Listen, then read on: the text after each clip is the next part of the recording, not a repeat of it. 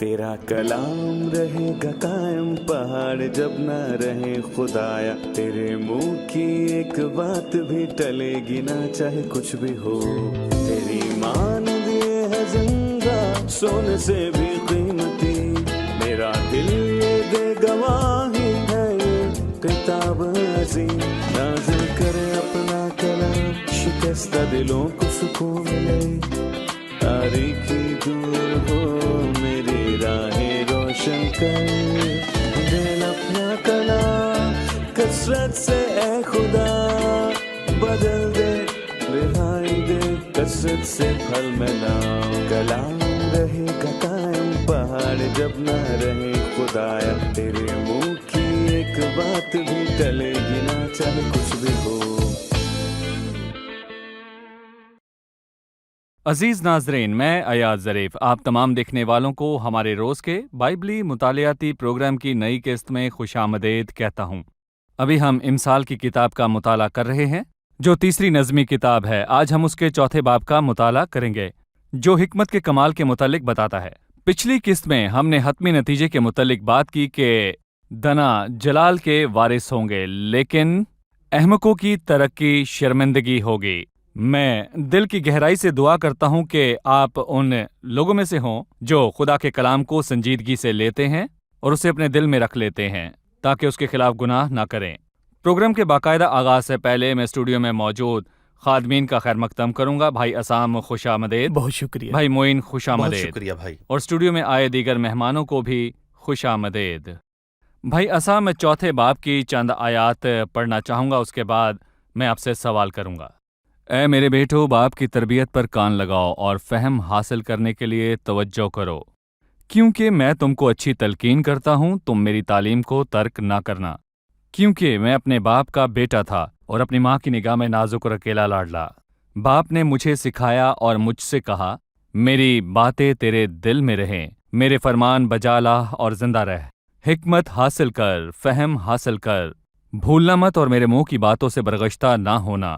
حکمت کو ترک نہ کرنا، وہ تیری حفاظت کرے گی، اس سے محبت رکھنا، وہ تیری نگہبان ہوگی۔ حکمت افضل اصل ہے، بس حکمت حاصل کر، بلکہ اپنے تمام حاصلات سے فہم حاصل کر، اس کی تعظیم کر، وہ تجھے ضرور سرفراز کرے گی۔ جب تو اسے گلے لگائے گا وہ تجھے عزت بخشے گی، وہ تیرے سر پر زینت کا صحرا باندھے گی اور تجھ کو جمال کا تاج عطا کرے گی۔ بھائی عصام سلیمان جو اس کا مصنف ہے اپنے باپ داؤد کا حوالہ دیتا ہے کہ اس نے کس طور پر ہدایت دی، ہمیں اس کے تعلق کے متعلق بتائیے اور سلیمان کی جوانی کے ایام کے متعلق۔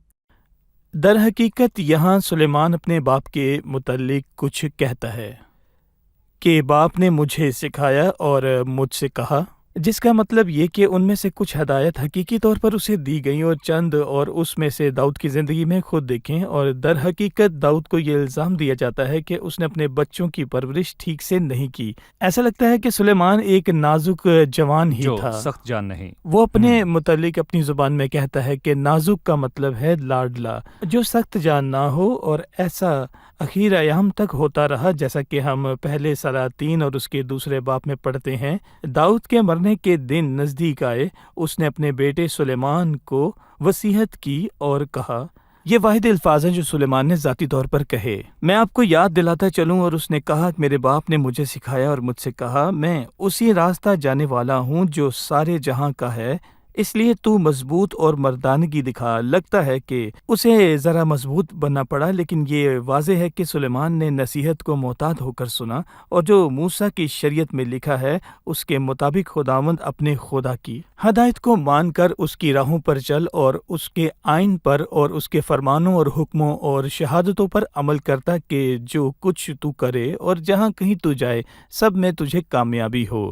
لیکن جو کچھ وہ امثال کی کتاب میں کہتا ہے وہ ان باتوں کا نتیجہ ہے جو اس نے سنی اور اس کے تجربے سے آئیں اور جنہیں اس نے قبول کیا تھا، چاہے اپنے باپ داؤد سے یا اپنی ماں بیت سبا سے سنی تھی۔ یہ واضح ہے کہ سلیمان نے شروعات میں ان ہدایات کی پیروی بخوبی کی اور خدا کے کلام میں قائم رہا، خاص کر حکمت کی باتوں پہ، کہ جب خداوند نے سلیمان سے کہا کہ وہ چاہے مانگ سکتا ہے، سلیمان نے حکمت کو مانگا، سو اس نے ہدایت کو سنا، اور جب اس نے عمل کیا تو وہ کامیاب بھی رہا، لیکن جب وہ شریعت سے دور ہوا جس کی پیروی اسے کرنا تھی، سلیمان ناکام ہونے لگا۔ ہمیں بتائیں کہ اوروں کو ہدایت دینا جن پر خود عمل نہ کیا جائے کتنا خطرناک ہے، چاہے میں اپنے بچوں کو یا کسی جماعت کو تعلیم دے رہا ہوں، جبکہ بذات خود میری اپنی زندگی اس عمل سے محروم ہے۔ آپ نے کہا کہ اس نے اپنے بیٹے کو تعلیم دی اور اس کی سماعت اور نگاہ کے لیے اچھا نمونہ پیش کیا۔ تو جو شخص تعلیم دیتا، منادی کرتا، سکھاتا ہے، اس میں ان دونوں باتوں کا نہ ہونا کس حد تک خطرناک ہے؟ در حقیقت اس کی مثال ہمیں ایلی کاہن سے مل سکتی ہے۔ اس کے بیٹوں نے اس تعلیم کا اچھا نمونہ نہ دیکھا جو وہ بکثرت دیا کرتا تھا۔ نتیجہ یہ نکلا کہ وہ خدا کے لوگوں کے لیے شرمندگی کا باعث ہوئے۔ یہ افسوسناک ہے اگر کوئی شخص اپنی گفتگو کو غیر اہم جانے۔ سب سے پہلے جو بڑے غور سے ہماری گفتگو سنتے ہیں وہ ہمارے بچے ہیں۔ ہمارے بچے میرے ساتھ گھر میں رہتے ہیں اور میری حقیقت کو دیکھتے ہیں، جبکہ میں ہر نقاب اتار دیتا ہوں۔ اگر وہ صحیح۔ مجھے راستی سے جیتا دیکھتے ہیں تو وہ برسوں گزر جانے کے بعد بھی ایسا کریں گے، شاید ان میں یہ فوراً اثر نہ کرے۔ صحیح۔ بھائی معین، داؤد نے سلیمان سے پہلے فہم حاصل کرنے اور پھر حکمت حاصل کرنے کو کہا۔ فہم حاصل کرنے اور حکمت حاصل کرنے سے کیا مراد ہے؟ ملکیت لینا، ملکیت لینا۔ کسی چیز کو حاصل کرنا۔ میں یہاں داؤد کا مثبت رخ دکھا سکتا ہوں، جبکہ یہاں داؤد نے اپنی ناکامی کو پہچانا اور ادونیا کی ناکامی کو پہچانا، اور اس نے سلیمان پر توجہ دی تاکہ وہ خدا کے کلام میں جلد مضبوط ہو جائے۔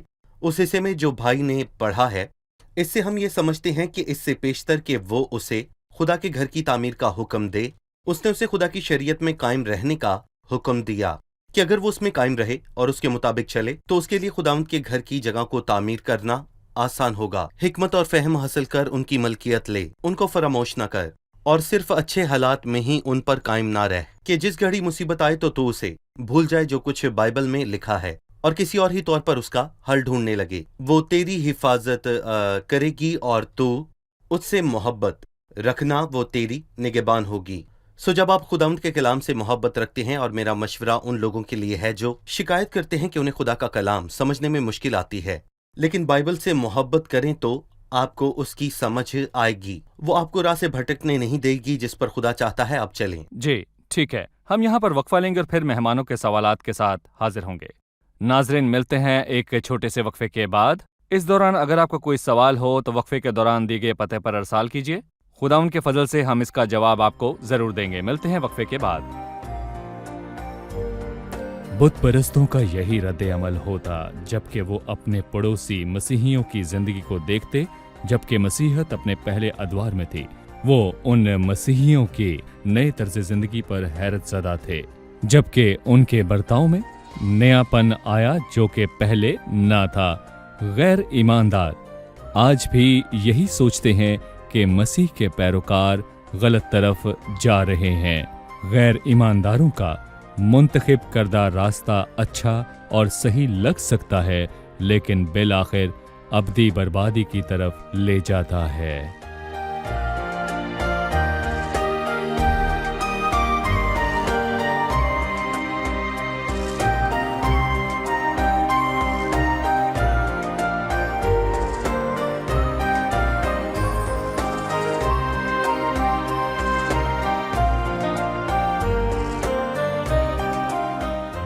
خوش آمدید۔ آئیے چلتے ہیں مہمانوں کی جانب اور جانتے ہیں ان کا سوال۔ داؤد نے سلیمان کو حکم دیا کہ حکمت حاصل کر، فہم حاصل کر۔ کیا ان دونوں کے درمیان کچھ فرق ہے؟ کیا حکمت اور فہم کے درمیان کوئی فرق ہے؟ میں یہاں پر ایک اور لفظ شامل کرنا چاہوں گا۔ علم ان تینوں الفاظ میں سادہ ترین سا الفاظ ہے۔ مثال کے طور پر اگر سورج صبح سویرے طلوع ہوتا ہے تو میں نے یہ معلومات حاصل کرنی جی ہے۔ بالکل ایسا ہی ہے۔ مجھے اس سے کوئی فرق نہیں پڑتا کیونکہ میں تو اس کے مطابق اپنے دن کو ڈھال نہیں رہا، نہ ہی اس سے ہٹ رہا ہوں، نہ ہی کچھ ایسا فہم جو ہے جو علم ایک درجے بڑھ رہا ہے جہاں میں دیکھ سکتا ہوں کہ کچھ ہونے کی وجہ کیا ہے اور اس نے کیسے اس کا فائدہ اٹھایا۔ لیکن آج تک میں اس سے فائدہ نہیں اٹھا رہا کیونکہ فائدہ حکمت کے وسیلہ پہنچتا ہے، کیونکہ حکمت کی سادہ ترین تعریف علم کو مہارت سے استعمال کرنا ہے۔ یہ ایک بہترین مناسب ذریعہ وقت پر۔ ہے۔ صحیح، ٹھیک ہے۔ تو کلام کرنے میں حکمت، یوں کہہ لیجئے کہ حکمت کا کلام یہ ہے کہ کیا کہنا ہے، کیسے کہنا ہے اور کیوں کہنا ہے۔ جہاں تک فیصلہ لینے کی بات ہے، میں اپنے سابقہ علم کی بنا پر فیصلہ کرتا ہوں اور میں مناسب وقت پر صحیح علم کو استعمال کرتا ہوں۔ تاکہ مناسب مقصد کو حاصل کر سکوں۔ یعنی کہ حکیم شخص وہ ہے جو کسی بھی چیز کا فیصلہ کرنے کے وقت یا بولنے میں فیصلے کے وقت ہی مناسب سمجھ بوجھ اور آس پاس کے حالات کی مناسب خبر اور علم رکھتا ہو۔ صحیح۔ وہ محتاط ہو کر باتوں کا تعین کرتا ہے، لہذا وہ صحیح فیصلہ کرتا ہے معاملے کی ہر باریکی اور پہلو کا علم اور فکر رکھتے ہوئے۔ لیکن اگر میرے پاس ایسی حکمت نہیں ہے تو خدا سے مانگیں۔ تو خدا سے مانگے۔ دیکھیں جیسے کچھ لوگ کہتے ہیں کہ خداوند فراخ دلی سے ملامت کیے بغیر ہی عطا کرتا ہے، صحیح۔ گویا وہ کہنا چاہتا ہے کہ خداوند اپنے سب بچوں کو حکیم بنانا ٹھیک ہے۔ چاہتا ہے۔ بھائی معین، ہم نے حکمت اور علم اور فہم پر بات کی، اب ہم حکمت کی برکتوں کے متعلق جاننا چاہتے ہیں۔ ہمیں بتائیں حکمت کی برکتیں کیا ہیں؟ بہت سی برکات ہیں اور اسی حوالے میں ہم انہیں دیکھ سکتے ہیں، اور ان میں سے ایک یہ ہے کہ زمین پر زندگی سے محظوظ ہونا، زمینی چیزوں کا نہیں بلکہ خدا کے خوف میں چلنے کا، اس راہ پہ چلنے کا جس پر خداوند ہمیں چلانا چاہتا ہے۔ وہ کہتا ہے کہ تیری زندگی کے دن بہت سے ہوں گے۔ پہلے ہم نے اشارہ کیا کہ یہ وعدہ زمینی زندگی کے لیے ہے، زمینی لوگوں کے لیے، یعنی یہودی لوگوں کے لیے یہاں وہ ان دنوں سے محظوظ ہو سکتا ہے، چاہے وہ تھوڑے ہی ہوں، وہ انہیں حقیقی طور پر جی سکتا ہے ایک پر لطف انداز میں، کیونکہ وہ خدا کے کلام کا پابند ہے۔ میں نے تجھے حکمت کی راہ بتائی ہے اور راہ راست پر تیری رہنمائی کی ہے۔ بہت سی راہیں ہیں اور وہ انتخاب نہیں کر سکتا کہ کس راہ پر چلے، لیکن صداقت کی رویا سیدھی راہ ہے، اس حکمت کے وسیلے ڈھونڈی جا سکتی ہے جو خداوند نے اسے عطا کی ہے۔ وہ راست بازی کی راہ کی تلاش کر سکتا ہے جس پر اسے چلنا ہے۔ صحیح۔ بھائی اسام، اس باب میں نوجوانوں سے متعلق بات کی گئی ہے، کیونکہ سلیمان ان احکام کا تذکرہ کرتا ہے جو اس کے باپ داؤد نے اسے دیے جبکہ وہ جوان تھا۔ میں کہنا چاہوں گا کہ جتنے جوان ہمیں دیکھ رہے ہیں انہیں ان باتوں کی ضرورت ہے۔ حکمت کس طور پر نوجوانوں کی رہنمائی کر سکتی ہے؟ وہ انہیں کس کے خلاف خبردار کرتی ہے؟ 10ویں آیت سے وہ اس کلام کی وضاحت کرتا ہے کہ اے میرے بیٹے سن اور میری باتوں کو قبول کر۔ ایک جوان شخص جو خطرناک ترین کام کر سکتا ہے وہ یہ ہے اپنے کان حکمت اور تجربے کی باتوں پر پھیرے۔ ہو سکتا ہے وہ سنے پر قبول نہ کرے۔ بالکل، اور وہ قبول نہ کرے، لیکن میرا ماننا ہے کہ ایسا موجودہ دور میں بہت کچھ ہو رہا ہے، لیکن میں اس سے کہوں گا قبول کریں، سمجھیں اور اپنی عمر میں اپنا ایک مناسب طور اور اطلاق کریں۔ کوئی آپ کی عمر کے خلاف جانے کو نہیں کہہ رہا ہے۔ پھر وہ آیت 13 میں کہتا ہے تربیت کو مضبوطی سے پکڑے رہے۔ تربیت سے کیا مراد ہے؟ برتاؤ کے اصول۔ جی، کہ خاص معلومات میں برتاؤ کرنے کے اصول، اسے ایسے جانے نہ دیں، انہیں غیر سنجیدہ مت جان۔ اسی طرح شریروں کے راستے میں نہ جانا اور برے آدمیوں کی راہ میں نہ چلنا۔ آج شریر پھلتے پھولتے ہیں کہ ساری دنیا اس شریر کے قبضہ میں پڑی ہوئی ہے، کیونکہ ہم اخیر زمانہ میں رہ رہے ہیں۔ دیکھیں، اگر میں کسی شخص کے غلط برتاؤ یا غلط کاموں یا غلط جگہوں پر جانے کی بات کرتا ہوں تو مجھے اس لائق ہونا چاہیے کہ میں صحیح اور غلط میں تمیز کر سکوں۔ دیکھیں بھائی، آیات کی سب باتیں ایک سی نہیں ہوتی، مجھے سب غلط باتوں سے پرہیز کرنا ہے۔ یہ مکمل طور پر ممنوع ہے شریروں کے راستے میں نہ جانا۔ میرا مطلب کیا کوئی شخص تجسس کی وہاں نہیں جا سکتا تاکہ جان سکے، لیکن وہ اس میں شامل نہیں ہوگا، وہ اس طرح جینا پائے دیکھیں گا۔ 15ویں آیت میں لکھا ہے اس سے بچنا، یعنی اس سے مکمل طور پر دور رہ۔ اس سے بچنا یعنی اس کے پاس سے نہ گزرنا، اس سے مڑ کر آگے بڑھ جا، یعنی کہ آگے بڑھ جاؤ، کبھی اس کے نزدیک بھی مت آنا۔ یہ سب کے بعد دیگر آنے والی باتیں اسے یقینی بناتی ہیں کہ آپ اسے نہیں جانتے۔ اگر آپ اس راہ پر جانے کا انتخاب کرتے ہیں تو یہ کسی برسات کے دن میں پہاڑ کی چڑھائی پر چڑھنے جیسا ہے کہ آپ جہاں اپنے پاؤں کو دھرتے ہیں کہ آپ یقین کرتے ہیں کہ وہاں ٹک پائیں گے، آپ کسی مقام تک نہیں پہنچ سکتے۔ وہ اس لیے وہ ایسی راہوں سے خبردار کرتا ہے، بعد ازاں وہ اسے بتاتا ہے کہ شریر بہت ہی برے حالات میں ہے، کہ جب تک برائی نہ لیں سوتے نہیں، سو وہ آپ کو تسلی نہیں دیتے جب تک آپ ان سے مل نہیں جاتے، کچھ غلط نہیں کر لیتے، جب تک کسی کو گرا نہ دیں اس کو نیند نہیں آتی۔ لیکن اگر آپ غور کریں تو اس سے بچ سکتے ہیں۔ میں آج صحیح۔ 14 کا ایک جی چھوٹا بھائی۔ سا حصہ پڑھوں گا۔ راستے میں نہ چلنا، آپ نے ان کا ذکر کیا جو تجسس میں ہیں، جو ایک بار کر کے دیکھنا چاہتے ہیں، پر خطرہ پہلے قدم پر ہے۔ بھائی معین، میں ایک جوان شخص ہوں جو انٹرنیٹ کا استعمال کرتا ہے۔ مجھے ایک سائٹ پر جا کر کچھ لکھنا ہے جو بہت آسان ہے۔ میں کسی سے نہیں ملا، نہ کسی فحاشہ کے ساتھ تعلق رکھا، میں تو بس سائٹس ہی چیک کر رہا ہوں اور سب کچھ میرے کنٹرول میں ہے۔ مجھے پتا ہے کب لاگ ان اور لاگ آؤٹ کرنا ہے۔ آپ کا کنٹرول تب تک ہی ہے جب تک آپ لاگ آؤٹ ہیں، لاگ ان کے بعد آپ نکل نہیں سکتے۔ میں بائبل سے مثال دینا جی۔ چاہوں گا۔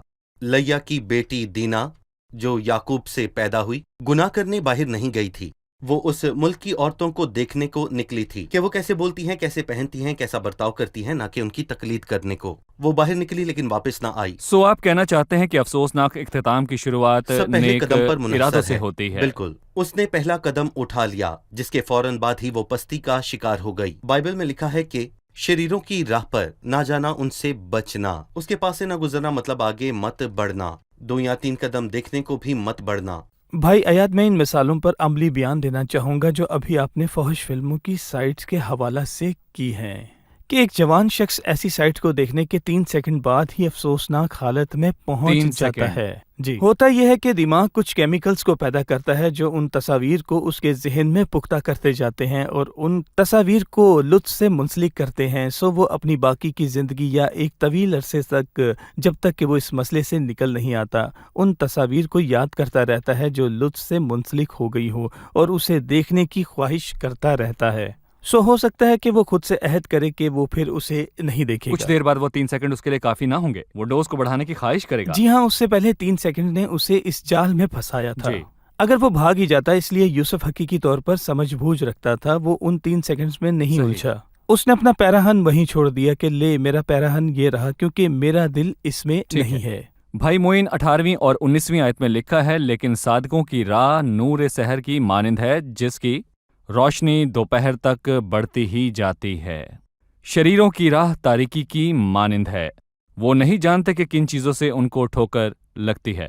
2 راستے ہیں، ہر راستہ کسی مخصوص مقام پر لے جاتا ہے۔ آپ کیا کہیں گے؟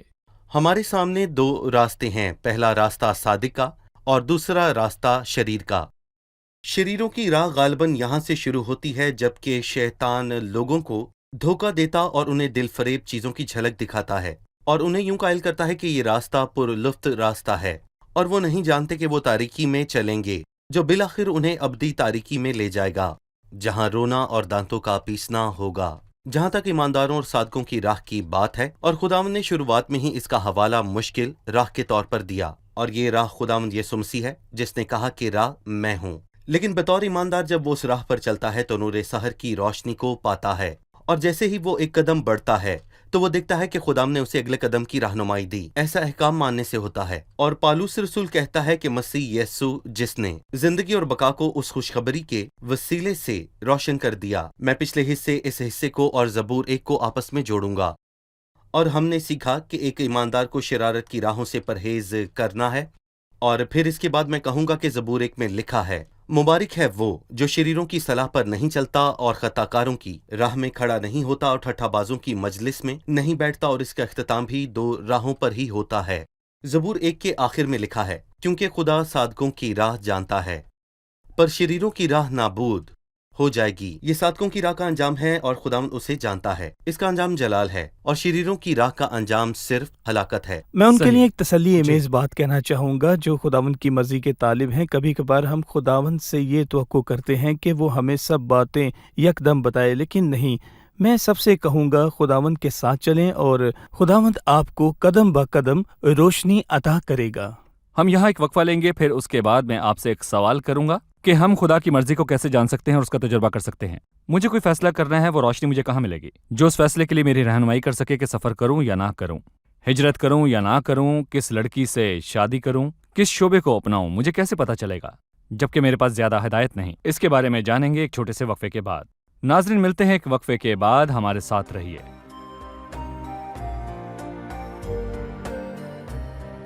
تمام ناظرین کے لیے یہی مشورہ ہے کہ بائبل کو ذاتی طور پر مانیں جبکہ آپ سمجھانے والوں کو غور سے سنتے ہیں، اور آپ کو حق ہے کہ خداوند کی حضوری میں درخواست دیں اور آپ کو ہدایت دے اور وہ آپ کو دے گا۔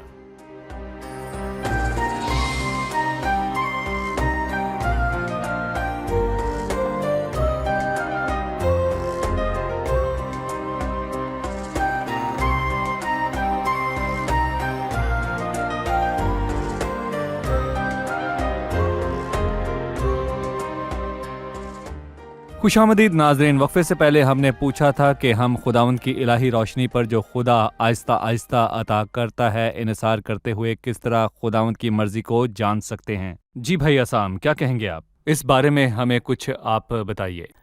नंबर 1, इस बात को यकीनी बनाएं कि खुदावंद आपको अपनी मर्जी से वाकिफ करवाना चाहता है, जबकि आप उसकी मर्जी को जानना चाहते हैं। वो भी आपको अपनी मर्जी बताना चाहता है। इसीलिए मैं किसी ऐसी चीज का तालिब नहीं जो मुझे ना मिले। मुझे यकीन है कि खुदा वो मुझे देगा। उसने खुद कहा मैं तुझे तालीम दूंगा और तुझे बताऊंगा, मेरे मांगने से पहले ही। बिल्कुल।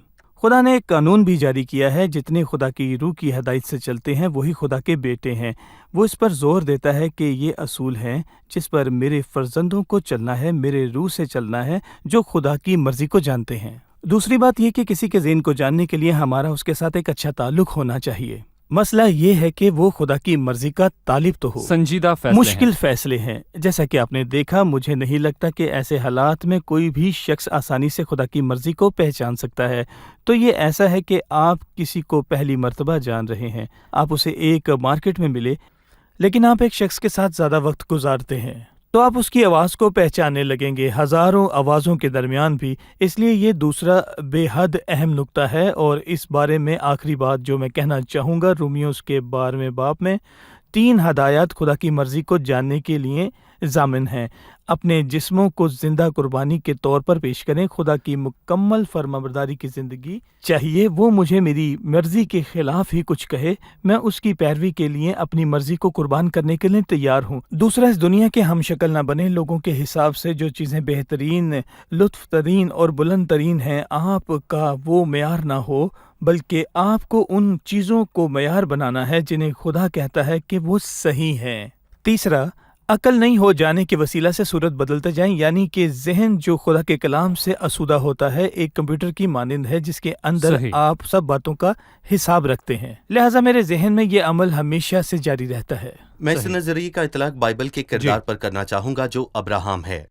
उसने खुदाम से ये नहीं कहा कि पहले खुदावंद वो मुल्क मुझे दिखाए और फिर मैं इस मुल्क को छोड़ूंगा जिसमें मैं रहता हूँ, बल्कि खुदावंद ने जब भी अब्राहम को बुलाया तो उसने फर्माबरदारी की, ये ना जानते हुए कि आगे क्या होगा, क्योंकि अब्राहम उसे जानता जी। था जिसने उसे बुलाया। उसने मुकम्मल भरोसा किया और नतीजा ये निकला कि जैसे भाई आसम ने इशारा किया, वो दुनिया से जुदा हुआ, इस दुनिया की हमशक्ल ना बनो। अब्राहम अपने आसपास के लोगों से जुदा हुआ क्योंकि वो उनके दरमियान मुसाफिर और परदेसी था। वो खुदावंद के वादों से महजूज होने के लायक था, भले ही वो खुद ना देखे। मैं कहूंगा कि खुदा की मर्जी को पहचानने का इन्हिसार रफाकत पर है, इससे पहले कि आप कोई फैसला करें। आपने इशारा किया कि खुदा की मर्जी सिर्फ उसी एक मामले से मुतल्लिक नहीं जिसमें मुझे फैसला कर लेना है। क्योंकि मैं खुदाउन की गहरी रफाकत रखता हूँ, उसकी आवाज़ को जानता हूँ, हर मामले में मशवरा करता हूँ, तो संजीदा मामलात में आसानी से उसकी मर्जी को पहचान लूँगा। इसका ताल्लुक ज़िंदगी के किसी मामले से नहीं बल्कि खुदा की मर्जी का तजुर्बा करने से है। भाई याद, मैं यहाँ एक बात पर रोशनी डालना चाहूँगा। अगर एक शख्स खुदावन से दूर हुए, मुसीबत में फंसकर मुश्किल दिन गुजार रहा सही। है, तो भी वो खुदावन के फजल बिल्कुल। पर तकिया कर सकता है। वो उसे अपनी मर्जी से आगाह करेगा। मेरा ख्याल है कि दाऊद महीनों खुदावन से दूर रहा वो हंगामी था। सूरत हाल थी। देखिए, आपको खुदा के बिल्कुल फजल ऐसे पर हंगामी तकिया हालात में। करना है, बावजूद कि इसका मतलब ये नहीं कि आप एक तबाह हाल जिंदगी बसर कर रहे हैं। सही। चलिए मेहमानों की तरफ बढ़ते हैं और जानते हैं उनका सवाल। हम खुदा की मर्जी को पहचानने पर बात कर रहे हैं, लेकिन 26वीं आयत में लिखा है, अपने पाँव के रास्ते को हमवार बना और तेरी सब राहें कायम रहेंगी। इस आयत से मैं समझा हूं कि मेरा एक किरदार है जो मुझे अदा करना है ताकि खुदा की मर्जी को पहचान सकूं या उसे अपनी जिंदगी में पूरा कर सकूं। क्या यह दुरुस्त है? क्या इस आयत की मजीद कोई वजाहत है? जी भाई, इसकी मजीद वजाहत की ज़रूरत है। यह आयत हमें इशारा देती है कि पाँव के रास्ता को हमवार बनाने की क्या मुराद है। 20वीं आयत से यह है कि मेरी बातों पर तवज्जो कर, मेरे कलाम पर कान लगा। 21वीं आयत को अपनी आंख से ओझल ना होने दे। 23वीं आयत अपने दिल की खूब हिफाजत कर क्योंकि जिंदगी का सरचश्मा वही है। 24वीं आयत कजगू मुंह तुझसे अलग रहें। 25वीं आयत तेरी आंखें सामने नजर करें, अपनी आंखों को दाएं या बाएं मत होने दे। ये सब आयत पाँव के रास्ता को हमवार बनाने की वजाहत करती हैं। लेकिन अगर हम एक अमली नुक्ता नज़र को देखते हैं, कौन ये दावा करता है कि खुदा की मर्जी में कोई ऐसी बात शामिल नहीं जो मुझे करनी है? मुझे कम अज कम ये मालूम करना है कि मेरे पास सही। मौजूदा रास्ता कौन सा है। खुदा पर इंसार देखें, करते और हुए उन मामला बातों है। के वसीला उस पर इन्हिसार करते हुए खुदा मेरे जहन को रोशन करेगा और मुझे सही राह दिखाएगा। अपनी तरफ से बेहतरीन करना बुरी बात नहीं, मगर खुदा से दूरी पर यह बुरी बात है। बिल्कुल सही। चीजों का इंतखाब करना बुरा नहीं, पर खुदा के बगैर ताकुब करना बुरा है। सोचना बुरा नहीं है, लेकिन खुदा से दूर अपने तौर पर सोचना बुरा है। सही। भाई मुइन, क्या आप 23वीं आयत पर कुछ कहना चाहेंगे जो कि एक बड़ी अहम आयत है? اپنے دل کی خوب حفاظت کر، کیونکہ زندگی کا سرچشمہ وہی ہے۔ ہم اس سے کیا سیکھتے ہیں؟ در جی حقیقت بھائی عاصم نے انسان میں موجود 5 چیزوں کا تذکرہ کیا جن کی اسے فکر کرنی ہے، خاص کر کے دل زندگی کا سرچشمہ ہے۔ گویا وہ یہ کہنا چاہتا ہے کہ بیرونی زندگی کا سرچشمہ دل ہے۔ مثلاً شریروں کی راہ ہے، لیکن ایک انسان اسے اس راہ پر لے جاتا ہے اور انسانی دل کے اندر سے برائی کے خیال نکلتے ہیں، اور خدا ان 13 قسموں کی برائیوں کا تذکرہ کرتا ہے۔ لکھا ہے کہ یہ برائی کے خیال ہیں جو انسان کو ناپاک کرتے ہیں، لیکن جب خدا کا کلام اور اس کے احکام ہمارے دل میں ہوتے ہیں تو وہ ان برائیوں کو ہمارے دل سے نکال کر ہمیں پاک کرتے ہیں۔ اور دوسری بات، میرے پاس مثبت باتیں ہوں گی جنہیں میں لے کر چل سکتا ہوں۔ زندگی کا سرچشمہ میری ساری زندگی، میرا برتاؤ اور چال چلن، وہ راہیں جن پر میں چلتا ہوں، یہاں تک کہ میرے الفاظ، اور ان سب کا منبع میرا دل ہی ہے۔ اور حیات کے تمام پہلو جن کے متعلق امثال کی کتاب ہمیں بتاتی ہے، ان کا سرچشمہ دل ہی ہے۔ اور اس کی تصدیق کے لیے کہ یہ سرچشمہ تندرست ہے، مجھے اس کو خدا کے کلام سے بھرنا ہوگا۔ کیونکہ دل بدن کے تمام اعضاء کے لیے جسمانی سرچشمہ ہے، اور ایسی ہی روحانی انسان کی زندگی اندرونی کا ہستی بھی، سرچشمہ۔ جبکہ خدا کے کلام اور حکمت کی باتوں سے ہم آہنگ ہو، جو روحانی زندگی کا سرچشمہ ہے، روحانی تندرستی کا اور اندرونی سلامتی کا۔ جو زندگی میں ہونے والی ہر شے کو تحریک دیتا ہے۔ صحیح، شکریہ۔ اب ہم چلتے ہیں مہمانوں کی جانب اور جانتے ہیں ان کی رائے۔ جی، آج کے پروگرام سے آپ نے کیا سیکھا؟ خدا کی مرضی کو اپنی زندگی میں جاننے کے لیے مجھے اس کے ساتھ اور وقت گزارنا ہوگا۔ مجھے اس کی آواز کو سننا ہوگا تاکہ اس کا عادی ہو سکوں۔ مجھے ہر چھوٹے بڑے معاملے میں اس سے رجوع کرنے کی ضرورت ہے۔ اس طرح میرے لیے زندگی کے سب معاملات میں اس کی مرضی کو پہچاننا بہت آسان ہوگا۔ صحیح۔ شریروں کا آغاز ایک قدم سے ہی ہوتا ہے، ایک سیکنڈ میں یا ایک سگریٹ سے، لیکن بالآخر کیونکہ اس نے بہتوں کو زخمی کر کر گرا دیا، بلکہ اس کے مقتول بے شمار ہیں۔ اگر والدین کی زندگی کا عمل ہونا کے وقت بچوں کو حکم دینے والے ہوں تو اچھا ہے، جہاں انہیں اپنے والدین کے اندر اچھے نمونے دکھائی دیں۔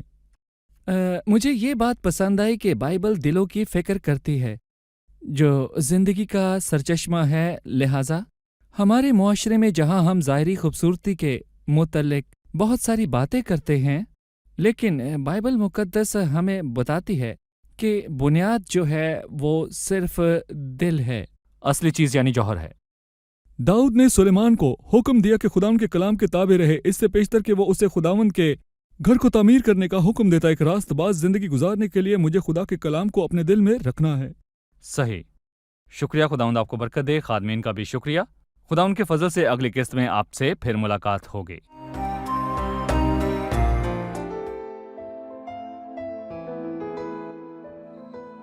تیرا کلام رہے گا قائم، پہاڑ جب نہ رہے خدایا، تیرے منہ کی ایک بات بھی ٹلے گی نہ، چاہے کچھ بھی ہو۔ تیری مان دیے ہے زندہ، سونے سے بھی قیمتی، میرا دل دے گواہی ہے یہ کتاب عظیم۔ نازل کرے اپنا کلام، شکستہ دلوں کو سکون ملے، تاریکی دور ہو میری راہیں روشن کر، دل اپنا کلام کثرت سے اے خدا بدل دے، رہائی دے کثرت سے پھل ملاؤ۔ کلام رہے گا قائم، پہاڑ جب نہ رہے خدایا، تیرے منہ کی ایک بات بھی ٹلے گی نہ، چاہے